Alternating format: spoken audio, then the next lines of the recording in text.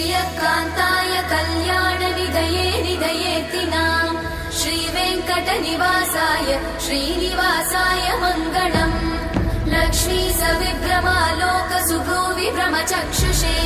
चक्षुषे सर्वलोकानां वेङ्कटेशाय मङ्गलम् श्रीवेङ्कटाद्रिशृङ्गाग्रमङ्गलाभरणाङ्गये मङ्गलानां निवासाय श्रीनिवासाय मङ्गलम् सर्वावयव सौन्दर्य सम्पदा सर्वचेतसां सदा सम्मोहनायास्तु वेङ्कटेशाय मङ्गलम् नित्याय निरवध्याय सत्यानन्दचिदात्मने सर्वान्तरात्मने श्रीमद् वेङ्कटेशाय मङ्गलम् स्वतः सर्वविदे सर्वशक्तये सर्वशेषिणे सुलभाय सुशीलाय वेङ्कटेशाय मङ्गलम्।